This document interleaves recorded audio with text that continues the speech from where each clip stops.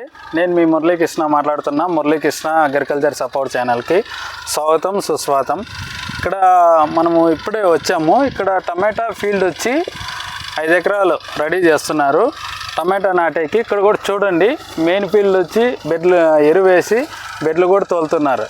ఇక్కడ ఏమేమి ఎరువులు వేశారు, ఇక్కడ ఏమేమి ఒకసారి కనుక్కుందామని వచ్చాము. ఒకసారి మీ మాటల్లోనే ఫార్మర్ని ప్లస్ వచ్చి ఇక్కడ విల్ట్కి వచ్చి కొత్తగా మందు వచ్చిందని చెప్పారు సార్ వాళ్ళు. దాని గురించి కూడా సార్ వచ్చారు. సార్ని కూడా మన మాటల్లోనే పరిచయం చేసుకుందాం. నమస్కారం సార్. నమస్కారం అండి. మీ పేరు సార్? నా పేరు మురళీకృష్ణ అండి. అవునా సార్? నా పేరు. Okay, thank you sir. Muralikrishna ఇద్దరిని ఒకటేసారి కలిసినట్లు ఉంది.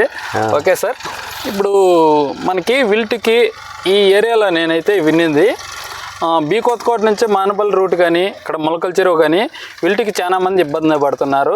అదేవిధంగా కర్ణాటక కూడా అడ్డగల్ అయితేమి, లక్ష్మీపురం క్రాస్ అయితేమి, చెమ్మకూరు, రామసముద్రము ఎక్కువ విల్ట్కి చాలా మంది ఇబ్బంది పడుతున్నారు.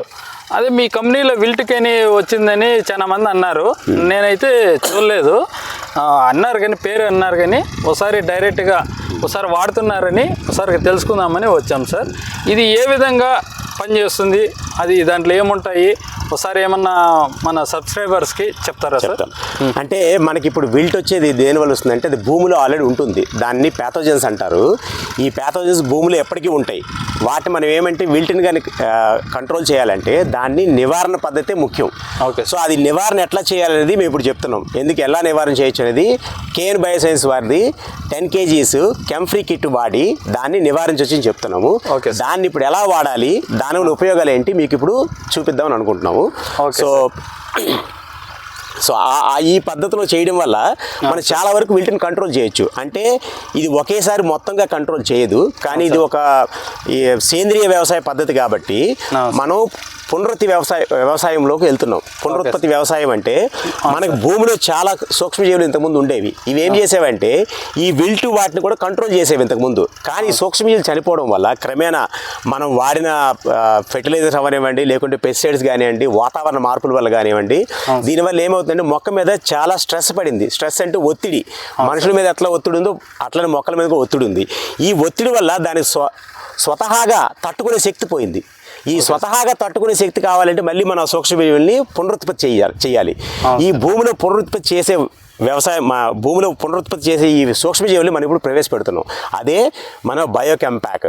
ఈ బయోకెంపాక్ ద్వారా ఈ సూక్ష్మజీవులు మళ్ళీ మనం పునరుత్పత్తి చేయగలిగితే మనకి తప్పకుండా ఈ విల్ట్ని కంట్రోల్ చేసే మార్గం కనిపిస్తుంది. దీనివల్ల లాభాలు చాలా ఉన్నాయి. ఓకే సార్, అంటే ఇది మీరు కాంప్లెక్స్ ఎరువుల్లో కలిపి వేసుకోవచ్చునా, లేకపోతే వేరే విధంగా ఏమన్నా వేసుకుంటే సార్? ఇది కాంప్లెక్స్ ఎరువులు అంటే అవి కెమికల్స్ ఉంటాయి కాబట్టి సూక్ష్మజీవులు అనేవి ఏంటంటే అవి కెమికల్స్కి తట్టుకునే శక్తి చాలా వాటి తక్కువ ఉంటుంది. అందుకని మన కాంప్లెక్స్లో కాకుండా సేంద్రియ ఎరువులు కానీ కలుపుకుంటే మనకి మంచి రిజల్ట్ కనిపిస్తుంది. సో అందుకని మనం సేంద్రియ ఎరువులు ఓకే సార్, పొల్లబెట్టిన సేంద్రియ ఎరువు మనం తీసుకుంటే దానిలో మనం 200 kgs సేంద్రియ ఎరువు తీసుకొని దానిలో మన ఈ బయోప్యాక్ ని దానిలో కలుపుకోవాలి. సో ఇందులో మనకి 8 ప్రొడక్ట్స్ ఉంటాయి. 8 ప్రొడక్ట్స్ ఏంటంటే ఒకసారి చూపిస్తారా సార్? ఒకసారి చూడండి ఏ విధంగా ఏవేవి ఉంటాయి సరే ఎక్స్ప్లెయిన్ చేస్తారు సార్. ఇది ట్రైకో పవర్ అంటారండి. ఇది ట్రైకోడర్మా వెరైడ్. Okay sir. ఇది ఏంటంటే ఇది ఒక రకమైన ఫంగై. ఈ ఫంగస్ ఏం చేస్తుందంటే ఇందులో సూక్ష్మజీవులు, ఫంగై సూక్ష్మజీవులు ఉంటాయి. ఈ సూక్ష్మజీవులు ఏం చేస్తాయంటే భూమిలో మనం మొక్క నాటే ముందు వేసుకోవాలి. మొక్క నాటిన తర్వాత వేస్తే దీని ఫలితం తక్కువ ఉంటుంది. మొక్క నాటే ముందు మనం కానీ భూమిలో వేసుకుంటే ఈ సూక్ష్మజీవులు అనేవి భూమిలో బాగా పుట్టి మనకు ఆ విల్ట్ వచ్చే ముందే వేరు వ్యవస్థలు ఇవి పట్టుకుని ఉంటాయి. ఇవి వేరు వ్యవస్థలు ఉండడం వల్ల విల్ట్ మొక్క దగ్గరికి రాదు. ఇది కొన్ని రకాల విల్ట్ని ఇది కంట్రోల్ చేస్తుంది. అదేవిధంగా మనకి మోనాస్ ఒకటి ఉంది.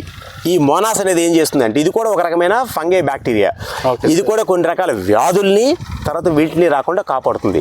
మనకి మేజర్గా విల్ట్ వచ్చేది ఏంటి వ్యాధుల వల్లనే. ఎందుకంటే వ్యాధి వచ్చిందంటే దానివల్ల మొక్కకి ఆహారం అందక చనిపోతుంది. మనం ఏమనుకుంటాం అంటే ఏదో పురుగు తినింది అనుకుంటా, కాదు. ఈ విల్ట్ అనేది ఏం చేస్తుందంటే మనకి రూట్ వ్యవస్థలోకి వెళ్ళి దాన్ని మొక్కకి ఆహారం అందకుండా చేస్తుంది. మొక్కకి ఆహారం అందకపోతే ఆటోమేటిక్ చచ్చిపోతుంది. ఈ రెండు కూడా ఏం చేస్తాయంటే ఆ వ్యాధుల్ని నివారిస్తాయి. ఇవి ఆ వ్యాధులు రాకుండా అరికడతాయి. అందుకే మనం ఏం చేయాలంటే మొక్క నాటే ముందే భూమిలో ఇచ్చుకోవాలి. Okay sir. ఈ 3 ప్రొడక్ట్స్. ఇదేం సార్? దీన్ని మనం అజో పవర్ అంటాము. ఇదేంటంటే మనకి గాలిలో చాలా నత్రజని ఉంటుంది, కానీ మనం యూరియా వాడి నత్రజని తీసుకొస్తాం. ఇదేంటంటే గాలిలో ఉండే నత్రజనిని పీల్చుకొని ఇందులో ఉండే సూక్ష్మజీవులు బ్యాక్టీరియా గాలిలో ఉండే నత్రజని పీల్చుకొని మొక్కకి అందేటి చేస్తుంది. దానివల్ల మనం ఏంటంటే మన యూరియా యూసేజ్ కూడా తగ్గించవచ్చు. దానివల్ల పర్యావరణం కూడా బాగుంటుంది. Okay sir. అదేవిధంగా మన దగ్గర ఫాస్ఫో పవర్ అని ఉంది. ఈ ఫాస్ఫో పవర్ ఏం చేస్తుందంటే ఇందులో మనకి భాస్వరాన్ని కరిగించే బ్యాక్టీరియా, ఇది భాస్వరాన్ని కరిగిస్తుంది. బ్యాక్టీరియా కరిగించి భూమిలో ఆల్రెడీ భాస్వరం చాలా ఉంది, దాన్ని కరిగించి మొక్కకు అందేట్టు చేస్తుంది. దీనివల్ల ఏంటంటే భాస్వరం కూడా భూమిలో ఉండే భాస్వరం కూడా కరిగిందంటే మనకి నేల సారవంతంగా తయారవుతుంది. Okay sir. అదేవిధంగా దీన్ని పొటాష్ మొబిలైజింగ్ బ్యాక్టీరియా అంటారు. అంటే భూమిలో ఉన్న పొటాష్ని మొక్కకి దరిగి చేరేటి చేస్తుంది ఈ బ్యాక్టీరియా. సో ఈ బ్యాక్టీరియా కూడా మనం దీన్ని పునరుత్పత్తి చేస్తున్నాం. మళ్ళీ భూమిలో లేనిది మళ్ళీ ఇప్పుడు పునరుత్పత్తి చేస్తున్నాం ఇవి. Okay sir. అదేవిధంగా ఇది వ్యామ్ పవర్ అంటాము. ఈ వ్యామ్ పవర్ ఏం చేస్తుందంటే ఇది ఒక రకమైన ఫంగస్. ఇది చెట్టు, దీనిలో కొన్ని మినరల్స్ ఉంటాయి. ఈ మినరల్స్ ఏమి మొక్కకు అందిస్తాయి. అదే కాకుండా మొక్క చుట్టూ ఒక కవచంలో తయారవుతుంది. మీరు ఇప్పుడు చెప్పారు విల్ట్ వస్తుందని. ఈ విల్ట్ రాకుండా ఇది ఏం చేసిన ఒక కవచంలో తయారవుతుంది మొక్క చుట్టూ. సో మొక్క చుట్టూ ఈ బ్యాక్టీరియా ఒక కవచంలో తయారీ విల్ట్ని రాకుండా కాపాడుతుంది. అందుకే ఇవి ఏంటంటే నివారణ పద్ధతులనే మనం వాడాలి. ఇవన్నీ సేంద్రియ పద్ధతులు. ఇవి ఎక్కడో బయట నుంచి తెచ్చినవి కాదండి, మన భూమిలోంచి తీసినవి ఇవన్నీ కూడా. ఒకప్పుడు ఉండేవి, మేము కూడా 100 ఎకరాల భూమిలోంచి తీసి ప్యాక్ చేసి రైతులకు ఇవ్వడం జరుగుతుంది. Okay sir. అదేవిధంగా అమూల్య మనం అందరం వినే ఉంటాం. లాక్టోబాసిలస్, పొద్దున్న లేస్తే మనం మజ్జిగ తినకుండా ఎవరు ఉండరు. ఈ మజ్జిగలో మనకి లాక్టోబాసిలస్ అని ఒక బ్యాక్టీరియా ఉంటుంది. ఈ బ్యాక్టీరియా మన పొట్టలోకి వెళ్తే ఏం చేస్తుంది, మన అంటే మన దాన్ని ఏమంటారు జీర్ణశక్తిని పెంచుతుంది. జీర్ణశక్తి పెంచినట్టే ఇది కూడా ఏం చేస్తుంది, మొక్కకి జీర్ణశక్తి పెంచుతుంది.